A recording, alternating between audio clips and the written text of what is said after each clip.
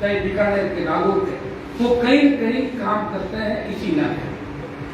कोई ठेकेदार है, कोई दूसरा काम करता है, कोई सीमेंट कंपनी के अंदर में काम करता है, कोई कहीं करता है, लेकिन हनुमान बेनीवाल सिर्फ आपकी सेवा करता है।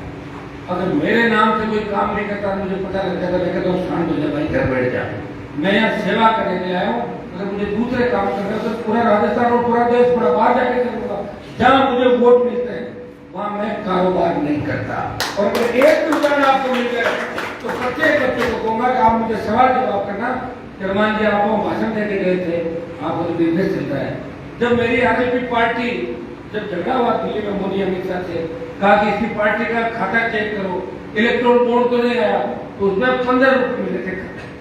अब आप अंदाज कर सकते हो कि 15 रुपए खाते के अंदर है, फिर भी वो लड़ रहा है, मदद कर रहा है। कोई व्यक्ति घर पर आ जाता है, चाहे वो किसी भी जाति का, वो कह रहा साहब मेरे को तो आपसे मदद लेंगे, एमपी को नहीं लेंगे। अरे भाई, मेरे को बिजनेस ही नहीं है, हम तो लेंगे साहब, बात का सवाल है। 50,000, 1 लाख, 2 लाख, 5-5 लाख की मदद घर से भी मैंने जाके पूरे राजस्थान के अंदर करी। और जब मुझे लगा कि आप और जाट राजपूत आमने सामने हो सकते हैं, वहां बीच में खड़ा हो गया। आपको लड़ने नहीं दिया राजस्थान के अंदर कभी भी, आपको एक एक चीज का पता जीतेंगे। इसलिए इतना ही आपको कह सकते हो इस मौके पर कि आपने बुला के जो सम्मान किया, इस सम्मान का मैं ध्यान रखूंगा, आपके सम्मान को ठेस नहीं लगने दूंगा। इतना मैं आपको जो की बात करें, एक आह्वान मैं भी करूंगा, बड़ा भाइयों आपका छोटा ज्यादा तो बच्चे आपको पढ़ लिख के और मेहनत से आगे बढ़ते, ये सही है। व्यवस्थाएं जो है इसमें नौकरी में बहुत बड़ी दिक्कत आती है।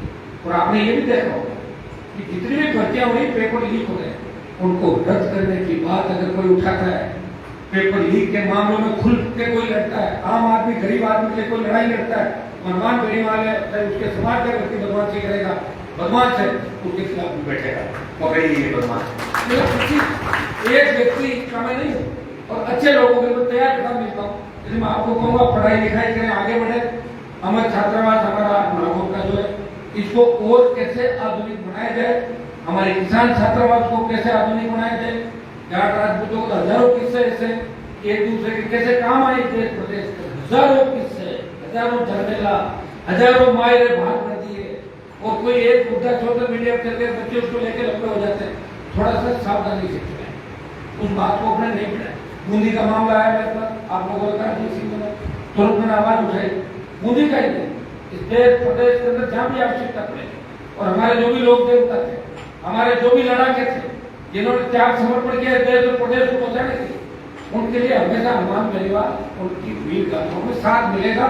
आपको पीछे खड़ा नहीं दिखाई देगा। और इतनी मानसिकता हमारी खराब नहीं जितनी लोग वो दूसरे तरीके से बात करते हैं। हम मन के सीधे साधे लोग हैं, आप जहाँ भी याद करते हो तैयार है। मैं हमेशा एक ही बात कहता हूँ, मैं गोजार कांडवास में गया, राजपूत समाज के 10-20 लोग थे, 10 साल पहले की बात है। मैंने कहा ठाकुर साहब, और ध्यान रख रहा हूँ, चुनाव में क्यों वोट रहा हूँ, तो मान लो हनुमान जी बदमाशी ज्यादा करे, मैं क्यों, हमारी बदमाशी नहीं क्या चीज है देखी तो मैंने।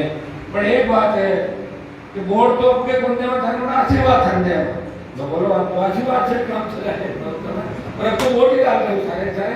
तो उन्होंने कहा कि आशीर्वाद देते हैं हनुमान बेनीवाल को, जिसने बिचौलियों को खत्म किया, थाने तहसील कचहरी में आम गरीब आदमी का सम्मान बढ़ा।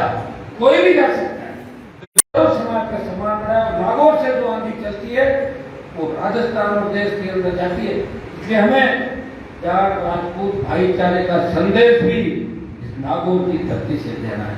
कौन देगा संदेश? हम देंगे संदेश, नौजवान देंगे, ये हमारी पीढ़ी बेटी है, सारे हम लोग मिलकर तय कर लेंगे, हो जाएगा संदेश। संदेश तो देना है, गलत चीज के साथ नहीं, और सही दिशा के समाज को आगे लेकर बढ़ना है और साथ चलना। और जिस दिन हम साथ होते हैं उस दिन सरकार चाहे जो कर ले, पार्टियां धरी ले जाएगी, आप चाहे जिसकी सरकार बना लेना। आप देखिए तमाम जो प्रदेश देश और तीसरी ताकतें खड़ी गई, सब लोगों ने अपनी अपनी पार्टियां बनाई, प्रयास किया। देवी सिंह जी ने प्रयास किया, आपने समाज का साथ नहीं दिया। एक विधायक बने, उसे 2 बने, एक ही बने, फिर भी लड़ते रहे। व्यक्ति लड़ाई लड़ता है, जब उसका समाज साथ नहीं देता तो वो सोचता मैं क्यों लड़ूं, किसके लिए लड़ूं। मैं लड़ रहा हूँ 20 साल से, पार्टी बनाई, दोबारा फिर लड़ा, 3 से 1 आ गया, फिर भी लड़ रहा हूँ। और मैं आपको विश्वास दिलाता हूं कि 23 की लड़ाई के अंदर राजपूत समाज के नौजवान भी मेरे साथ इस राजस्थान को बचाने के लिए सड़कों पर लड़ते हुए आपने मेज भोजन बड़ी बात भी आपने कही थी, तो इसका भी आपको मुझे ये एस्टीमेट बना के देने थे। तो अच्छा, आपका मेज का भोजनशाला का निर्माण MP कोटे से आपने करवाया। आपको बता सकते हैं कि जो सामने भारत का भविष्य खड़ा है, राजस्थान का भविष्य, बच्चे जो आने वाला युग है हमारा, एक ताकत है हमारी। आज सेना के जो हालात हो गए, बताओ, अग्निवीर सेना ठेके पे कौन बोलेगा मेरे भाइयों, ये तो बताओ। क्या आपको घर के अंदर बैठे हुए नहीं लगता कि आखिर हम किस दिशा के अंदर जा रहे हैं? सेना में क्या जाट रेजिमेंट, राजपूत रेजिमेंट, तमाम अवैध रेजिमेंट नहीं है जो बच्चे लड़ते हैं वहां पे? कौन उनकी शहादत को सलाम करेगा? कौन अग्निवीर को शहादत दिलाएगा? ये भाई आपका लड़ाई लग रहा है सड़कों पे, लोकसभा, विधानसभा और देश में आपका सम्मान बढ़ाया। जो मैं 5 साल पहले जीत के गया था, तो दिल्ली के सेंट्रल रोड में लोग MP जो थे उन्होंने कहा कि राजस्थान के लोग तो आपके कमजोर होते हैं। मैंने कहा कैसे होते हैं? हम लोग खूब लड़े राजस्थान में। बोले ना, यहाँ आपका कोई रुतबा नहीं। और जब 5 साल बाद में वापिस गया, और उस दिन जब घुसपैठ के लोकसभा में घुसे थे, तो MP तो भागे थे और मैं ही उनको सबक सिखाने। मैं कहाँ का हूँ? आपका सम्मान पूरे देश के अंदर बढ़ाया, नागौर का बढ़ाया और राजस्थान का मान सम्मान बढ़ाया। और मैं विश्वास दिलाता हूँ कि आप भाइयों को हम खुद के स्वार्थ के लिए लड़ने नहीं थे। थोड़ा सा राजनीतिक तौर तरीके से भी बच्चे सोचा करो, हर बात को अपने उसको बना के नहीं देखना। कई बार व्यक्ति की कई मजबूरियां होती है, कई परिस्थितियां होती है, लेकिन मुझे आप हमेशा देखोगे कि व्यक्ति जो कहता है वो करता है। मैं किसी तरह के पॉलिटिक्स नहीं करता। मैं चाहता तो 2003 के अंदर अजीत सिंह को पता है सारी बातें, 3 में मैं वसुंधरा के पास चला जाता तो मिनिस्टर बन जाता। फिर 8 में पाड़ा बदल के 13 में 18 19 पाड़ा बदल के बन के 5 बार मंत्री बन जाता। मैं कहा मुझे मंत्री नहीं बनना, मुझे संतरी बन के सेवा करनी है और प्रदेश की राजनीति के अंदर ये संदेश देना है कि मैं उस धरती से आता हूँ, मैं किसान का बेटा हूँ, मैं किसानों को सम्मान दिलाऊंगा, कर्जा माफ कराऊंगा, बिजली माफ कराऊंगा, टोल मुक्त कराऊंगा। टोल पे टोल देते हुए अपने को बुरा लगता है, लेकिन लोग कहते हैं ये टोल तो गलत है, ये वोट नहीं देते। इसलिए मैंने आपको कहा कि 23 की जो लड़ाई होगी उसमें आप, हम और सर्व समाज मिलकर लड़ाई लड़ेंगे, व्यवस्था को बदल देंगे राजस्थान के अंदर। इतना ही विश्वास मैं आपको दिलाता हूं। आप सबको धन्यवाद।